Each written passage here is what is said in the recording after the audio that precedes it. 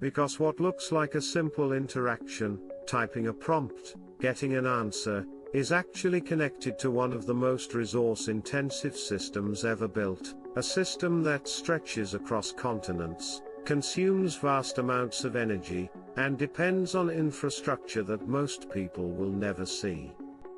We've been told AI is the future, a world of smarter systems, faster decisions, and unlimited productivity, but there is something critical missing from that narrative, something hidden behind every prompt, every generated image, and every automated decision that most people never stop to question. Because AI doesn't actually run on intelligence in the way most people imagine, it runs on something far more constrained, far more physical, and far more limited: power. And as demand explodes globally, we are entering a silent race, not for better algorithms or cleaner interfaces, but for something much more fundamental: energy itself, because in this new economy, the smartest system isn't the one with the best model, it's the one that can afford to stay online the longest without interruption. To understand how serious this is, you need to zoom out and look at the scale of what is happening beneath the surface. Training a single advanced AI model can consume millions of kilowatt-hours of electricity, enough to power thousands of homes for an entire year, and that's only the beginning of the process, not the end. Because once these systems are deployed, they don't stop running.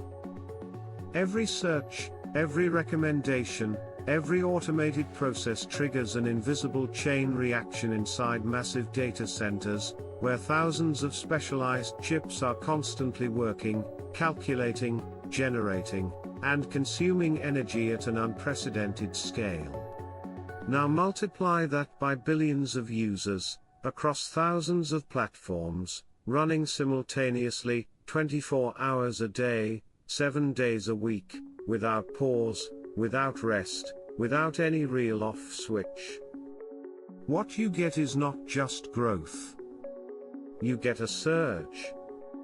A structural shift in global energy demand that our current infrastructure was never designed to support, and more importantly, was never designed to sustain at this level of intensity. And that's where the real problem begins to emerge. Because while AI demand grows exponentially, energy infrastructure does not. Power grids take years, sometimes decades, to expand, upgrade, or redesign, and many of them are already operating near their limits, long before AI entered the picture. So what happens when you place one of the most energy-hungry technologies in history on top of a system that is already under pressure? You create imbalance. And imbalance, at this scale, doesn't stay contained. It spreads. At first, it shows up as higher costs. Then it becomes a supply issue. And eventually, it turns into a strategic constraint that begins to reshape entire industries. Which forces us to rethink something fundamental. Maybe this isn't an AI story at all.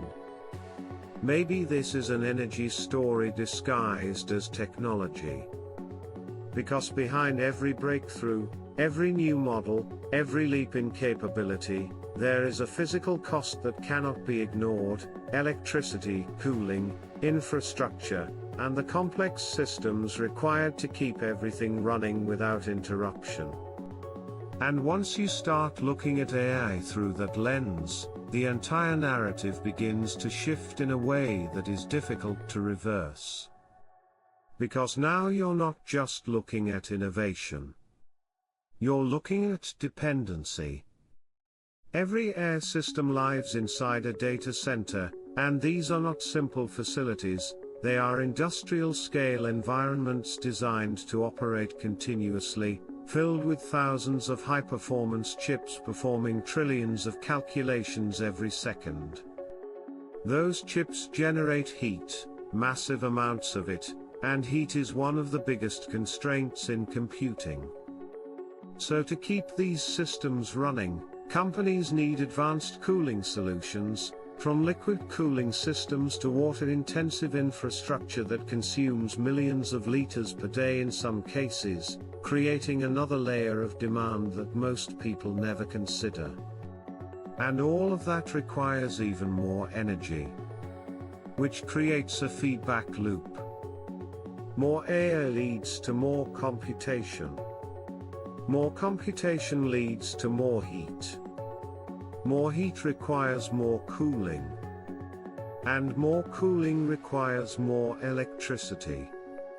A system that feeds itself and accelerates over time in a way that is difficult to slow down once it begins. But this is where things become even more interesting and more uncomfortable. Because not all electricity is equal. And not all companies have the same access to it. The biggest players in AI understand this better than anyone else, which is why they are no longer just building software, they are securing energy, signing long-term contracts, investing in renewable infrastructure, and positioning themselves closer to power sources in ways that smaller players simply cannot replicate. Because they know something most people don't. If you control the energy, you control the system. And that creates a new kind of competitive advantage, one that has nothing to do with better code, and everything to do with better access to resources, something far more difficult to compete with. Which transforms the entire landscape. Now the AI race is no longer just about intelligence. It's about infrastructure. And once infrastructure becomes the bottleneck, power starts to concentrate. Zoom out even further, and this becomes a global story that extends far beyond individual companies. Countries are competing to attract data centers, offering incentives, land, and cheap energy, while others are pushing back, warning about grid instability, environmental impact, and long-term sustainability concerns. Because when a single facility can consume as much electricity as a city, it stops being a business decision, and becomes a national concern that governments cannot ignore. And that tension is growing. Between growth and sustainability. Between innovation and control. Between global ambition and local consequence. And it's already affecting real people in ways that are just beginning to surface. In some regions, electricity prices are rising, not because of households or small businesses, but because of industrial-scale demand driven by data centers that are expanding faster than local infrastructure can support. Local grids are being pushed to their limits. And communities are starting to ask uncomfortable questions. Why is our energy being used this way? Who benefits from it? And why do we feel the cost while others capture the value? Because this is what the invisible economy looks like in practice. You don't see it, but you feel it. And that's where the shift becomes real and impossible to ignore. We tend to think of AI as something abstract, something digital, something that exists in the cloud, but in reality, it is deeply physical, tied to land, water, materials, and energy in ways that are becoming increasingly visible as demand continues to grow. Which means the companies building AI are no longer just technology companies. They are becoming infrastructure companies. Quietly, strategically, at a scale that is difficult to comprehend unless you step back and look at the full picture. Because building a data center is not simple. It requires land, energy access, cooling systems, connectivity, regulatory approval, and massive capital investment, each step introducing friction, each limitation creating scarcity. And scarcity creates power. So now, as more players enter the AI race, demand for these resources increases, and the cost of participation rises, not because the technology is harder to build, but because the infrastructure is harder to access.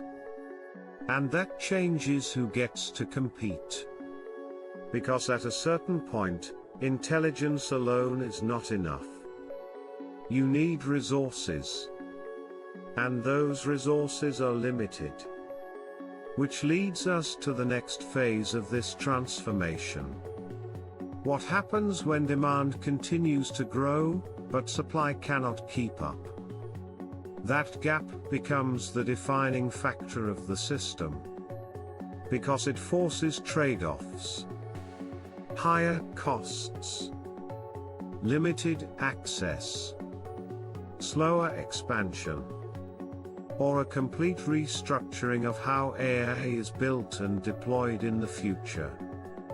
And this is why we're seeing a surge in alternative solutions. Nuclear energy is being reconsidered. New cooling technologies are emerging. Companies are exploring new locations, colder regions, remote areas, and even unconventional environments to optimize efficiency and reduce strain on existing systems. Because the current model does not scale infinitely. And everyone building these systems understands that, even if they don't say it publicly.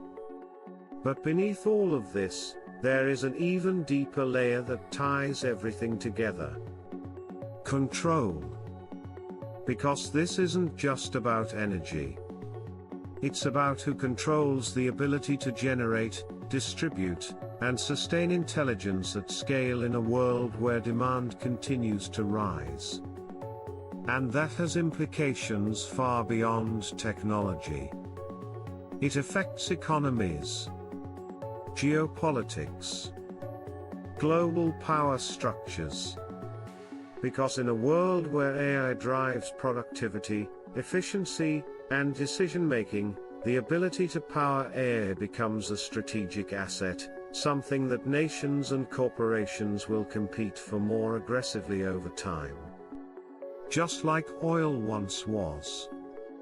History has already shown us how resource control shapes the world. And we may be watching that pattern repeat in a new form. Only this time, it's less visible, more complex, and deeply embedded in systems most people don't fully understand yet. Which brings us to a final realization. We are entering a new kind of conflict. Not one defined by weapons, but by infrastructure, by electricity, by the ability to sustain intelligence in a resource-constrained world. And in this invisible war, the winners will not necessarily be the most innovative. They will be the most prepared. The ones who secured energy early. The ones who built infrastructure first. The ones who understood what was really happening beneath the surface while everyone else was still focused on the interface. Because in the end, AI doesn't run on code. It runs on power. And power is quietly becoming the most valuable currency in the invisible economy. And now you see it. And once you see it, you can't unsee it.